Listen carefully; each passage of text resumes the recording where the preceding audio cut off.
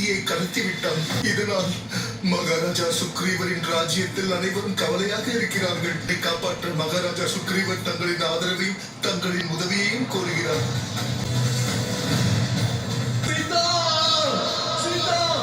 பெண்ணை போற்றி தெய்வமாக வணங்கும் இந்த சமுதாயத்தில் பெண்ணை ஒரு பொருளைப் போல கடத்திச் செல்பவர்களுக்கு அழிவு ஒன்றே தண்டனை.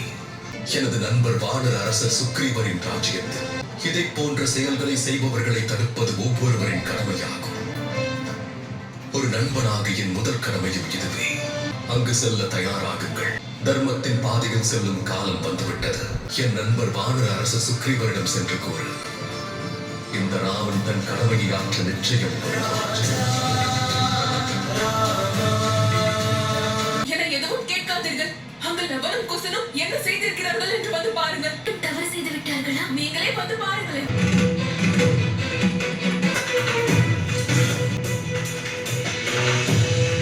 லவன், குசன், நான் என்ன செய்ய சொன்னேன்? நீங்கள் என்ன செய்து கொண்டிருக்கிறீர்கள்?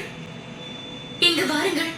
எதற்காக இந்த பானை எல்லாம்? அனைத்தையும் விவரமாக சொல்கிறோம் அம்மா.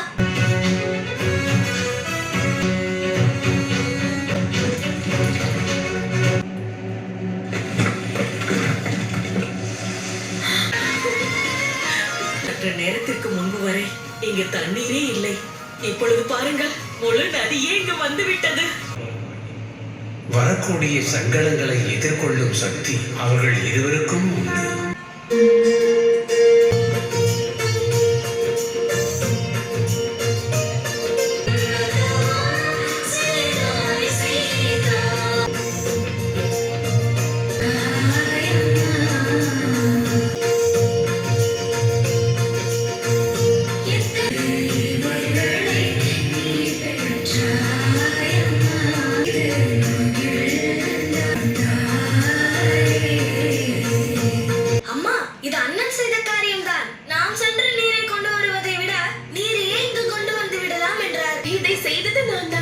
இதற்குண்டான யோசனை குசன் கொடுத்தார். இறைவன் லவகுசரின் எதிர்காலத்தில் என்ன எழுதியிருக்கிறார் அது எனக்கு தெரியாது. ஆனால் ஒன்று மட்டும் நன்றாக தெரியும். இவர்கள் இருவரும் தங்களின் எதிர்காலத்தை அலங்கரிப்பதற்கு முழுமையாக தயாராக இருக்கிறார்கள்.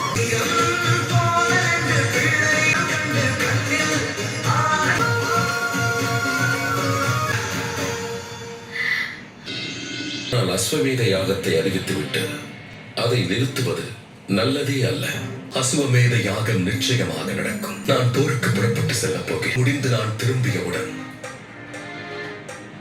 இந்த யாகத்தை துவங்குகிறேன்.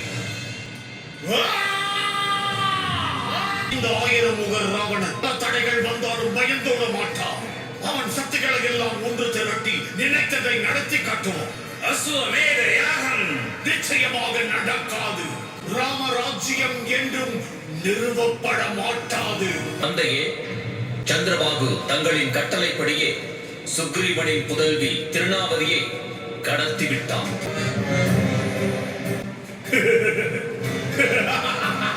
என்ன செய்வாய்? இதற்கு என்ன செய்வாய் ராமா? நண்பருக்கு உதவி செய்வதற்கு அந்த ராமன் கிஷ்கிந்தைக்கு சென்றே தீருவோம். அப்படி அவன் சென்று விட்டான். அசுவமேத யாகம் தடைப்பட்டு விடும். வருகிறேன் ராமோ.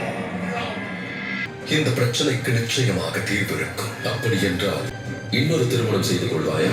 ரகுகுல வழக்கம் என்றும் மாறாது. உயிர் போனாலும் வாக்கு மீற மாட்டோம். ஆனால் நான் திருமணம் செய்யாமல் அஸ்வமேத யாகம் நிச்சயம் நடக்கும். அகத்தில் அரசனும் அரசனின் மனைவியும் அமர வேண்டும் அல்லவா? நான் போரிலிருந்து திரும்பியவுடன் பரதனை அயோத்தியின் அரசனாக அறிவிப்பேன். பரதன் தன் மனைவியோடு அமர்ந்து யாகத்தை முழுமை செய்வான். இல்லை, இதை நான் ஏற்றுக்கொள்ளத்தான் வேண்டும் பரதா. ஒன்று நீ அயோத்தியின் அரசனாக வேண்டும். இல்லை சீதையின் ராமன் ஒருவருக்கு கணவனாக வேண்டும்.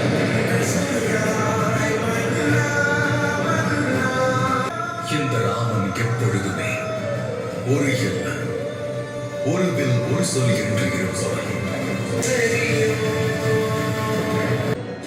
அதன் பிறகு என்னவாயிற்று? நீங்கள் அந்த நதிக்கரை ஓரம் சென்றதும் அங்கு என்ன நடந்தது? அங்கு அசுரர்கள் இருந்தார்கள். பார்த்தவுடன் உங்களுக்கு பயம் வரவில்லையா? பயமா? எனக்கா? நானெல்லாம் பயத்திற்கே பயம் காட்டுபவன். இந்த குஷனை பற்றி தெரியாது. என்னுடைய உயிரே போனாலும் சரி, என் அண்ணனுடைய உயிருக்கு எந்த ஆபத்தும் வரக்கூடாது என்று சற்றும் தாமதிக்காமல் என் வில்லை எடுத்து அதில் அம்பை தொடுத்து அந்த கரும்புகை இருக்கும் திசையை நோக்கி விட்டேன் அம்பை. இவன் எப்படியெல்லாம் கதையை விடுகிறான்?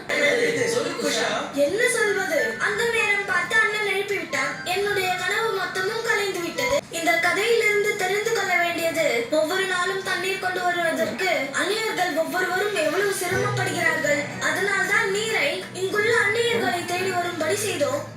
இங்கு ஓடும் இந்த நீர் எப்பொழுதும் குடிலுக்குள் ஓட வேண்டும். அந்த அசுரர்கள் குடிலுக்கு வெளியில். என்ன செய்தி கொண்டு வந்திருக்கிறாய்? இந்த கோட்டையை சுற்றி வளைக்கும் அளவிற்கு நம்மிடம் படையின் பலம் மிகவும் குறைவாக உள்ளது. நாம் விரைவாக செயல்பட வேண்டும். அங்கு தெரியும் கோட்டையை தடுத்தெறிய வேண்டும். தாமதிக்கும் ஒவ்வொரு நொடியும் நமக்கு ஆபத்து.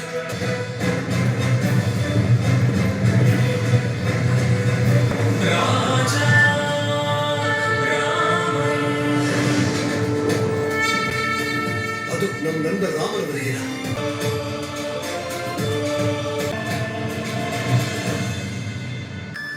தாம் எமக்கு உதவி செய்ய இங்கு வந்திருக்கிறார். நான் என்ன பாக்கியம் செய்தேன்? பிரபு அல்ல, தங்களின் நண்பன் வந்திருக்கிறேன். எனக்கு ஒரு பிரச்சனை வரும்போது நீங்கள் உதவினீர்கள். அப்படி இருக்கையில் என்னால் உதவாது இருக்க முடியுமா?